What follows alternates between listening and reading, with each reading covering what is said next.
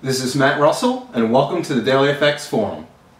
And so welcome back, and Dollar CAD Pure Player had a question here. I'm just going to read it out loud. This probably isn't the best place to ask this question, but since you talk about trading the news releases, it's convenient for me to ask. Basically what he's asking here is he wants to design a trading strategy that focuses solely on trading the news. Now, personally, I would, right off the bat kind of shy away from trying to create such a system. The reason, in my opinion, it's just way too random, and each news release and the market reaction after each news release is it just a little too wild. It's really hard to quantify in terms of trying to get what you call a round out the results in terms of what happens every time, and then trying to develop a strategy around that.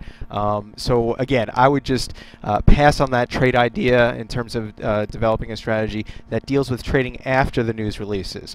Now, with that being said, there is a strategy that I actually came up with, or not even came up with. It's just something that I've noticed, and I've done it from time to time. But I call it the pre-release calm in terms of a news release. And I'm going to go ahead and read you the text here. Some of it's off the screen, so that's why I'm going to have to go ahead and read it all to you. In the hours just prior to a major release, the market often stagnates between support and resistance level. In our opinion, this may offer the best opportunity for a simple scalping strategy. The reason is that most market participants are waiting for the release, therefore volume is very light and movement is very small. While small movement is not really the ideal situation for a scalper, the existence of precise support, thank you Henry, precise support and resistance lines are. This is what the calm before the release should create.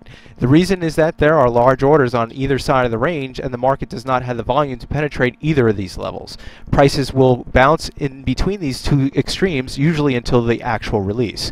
To be an effective scalper, you must possess tremendous discipline. Once support and resistance levels are defined, you would look to sell at resistance with a stop just above resistance, or buy near support with a stop just below support. You must exit immediately on any penetration of the predefined range. And here's a snapshot, I believe, of the dollar-yen just prior to an NFP news release. And this is what I'm talking about. Usually, and this is midnight right here, and this would be 8 a.m. when the news is released. So that's what I'm talking about. And in about the 8 hours or 8.5 hours, or even in this case about 10 hours prior to the release, you can see that the market kind of stagnates in between a range. And the reason is big players don't want to get involved in the market, and the odds of a large order coming into the market at that time are pretty low.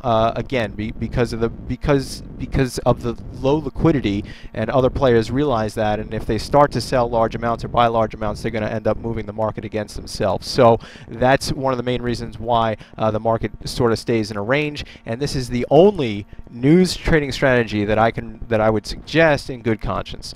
Again, this is Matt Russell. Thank you for listening.